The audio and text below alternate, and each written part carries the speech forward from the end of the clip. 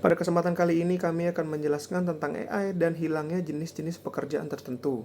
Di tengah derasnya arus digitalisasi, kecerdasan buatan atau artificial intelligence atau yang biasa kita sebut AI hadir bukan sekedar sebagai alat bantu, tetapi sebagai kekuatan transformatif yang mengubah wajah kehidupan modern, termasuk di dunia kerja. Dari lini produksi hingga ke meja kantor, AI kini mengambil alih berbagai tugas yang dulunya menjadi domain manusia, terutama pekerjaan-pekerjaan yang bersifat rutin dan berulang. Fenomena ini tidak hanya menghadirkan efisiensi, tetapi juga menimbulkan pertanyaan-pertanyaan mendalam yang menyentuh ranah ekonomi, sosial, dan etika. Dalam konteks inilah, kajian kritis dan filsafat teknologi menemukan relevansi sebagai ruang untuk menimbang ulang argumen, klaim, serta penalaran yang berkembang, agar kita mampu memahami realitas secara lebih objektif dan logis. Yang pertama, mengidentifikasi jenis klaim dalam kasus. Dalam konteks kasus, AI dan hilangnya jenis-jenis pekerjaan tertentu, terdapat dua jenis klaim yang secara umum dapat dikenali. Yang pertama ada klaim fakta. Klaim fakta merujuk pada pernyataan yang dapat dibuktikan secara empiris atau didukung oleh data dan bukti konkret. Contohnya yang pertama ada sejak tahun 2020, banyak perusahaan e-commerce besar menggunakan chatbot AI seperti Zendesk dan Intercom untuk menggantikan staf customer service di shift malam. Yang kedua ada Salesforce, pencatatan conversion sebesar 20% setelah menggunakan Agentforce sebagai asisten virtual sales. Melalui klaim-klaim ini dapat diverifikasi melalui laporan perusahaan, studi kasus bisnis, serta data dari institusi riset seperti Gartner, McKinsey, atau laporan internal vendor teknologi. Yang kedua ada klaim nilai. Klaim nilai menyangkut penilaian subjektif yang berlandasan pada norma, etika, atau pandangan moral. Contohnya, yang pertama ada menggunakan AI sepenuhnya dalam pelayanan pelanggan, menghilangkan empati dan nilai kemanusiaan dalam interaksi bisnis.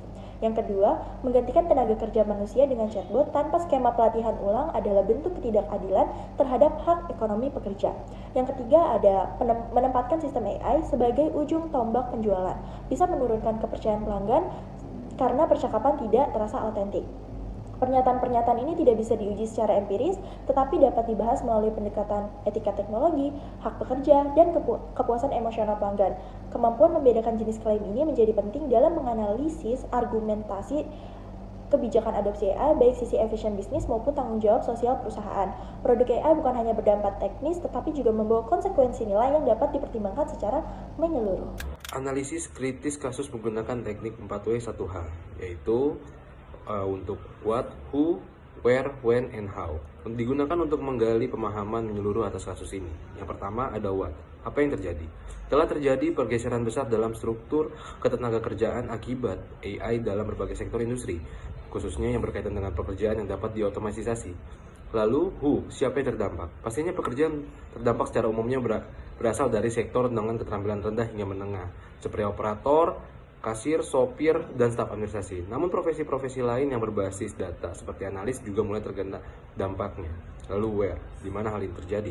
Fenomena ini terjadi secara global, terutama di negara-negara maju dan berkembang yang telah menerapkan teknologi AI secara intensif termasuk Indonesia pastinya. Lalu when, kapan ini mulai terjadi?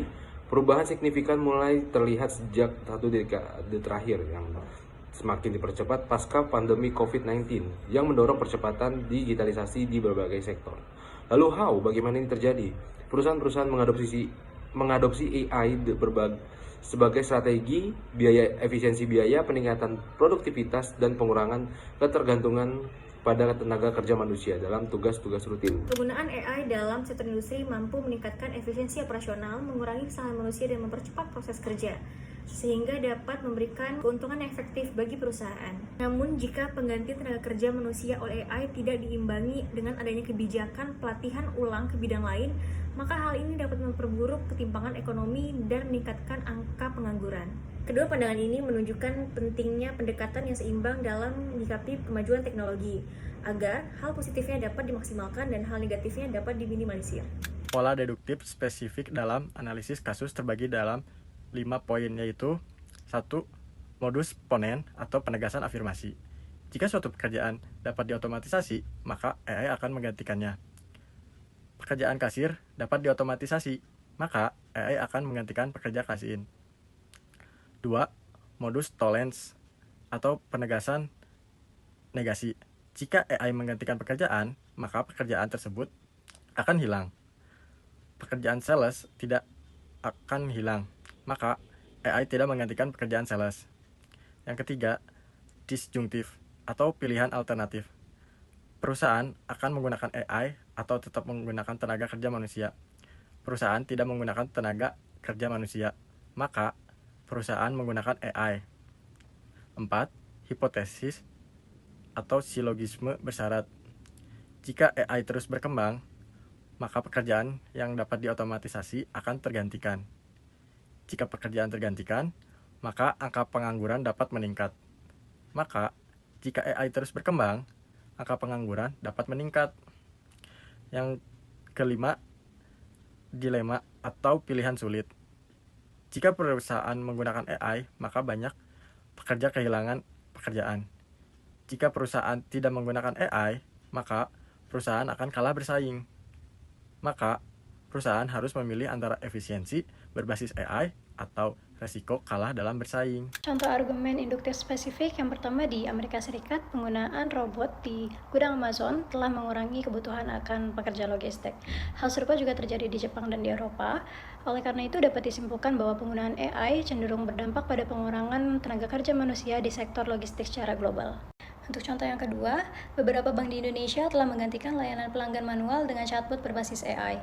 Jika tren ini terus berlanjut di sektor jasa, maka penggunaan AI diprediksi akan semakin mengurangi keterlibatan tenaga kerja manusia dalam layanan pelanggan.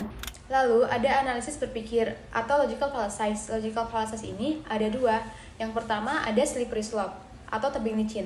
Contohnya, jika kita menggantikan kasir hari ini dengan AI, maka besok pekerjaan akan hilang dan manusia tidak punya peran apapun.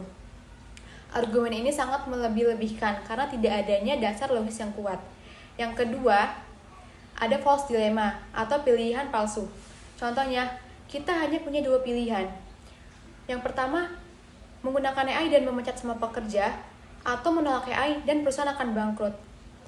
Argumen ini menutup kemungkinan lain seperti pengalihan pekerjaan, integrasi manusia dengan AI, dan pelatihan ulang.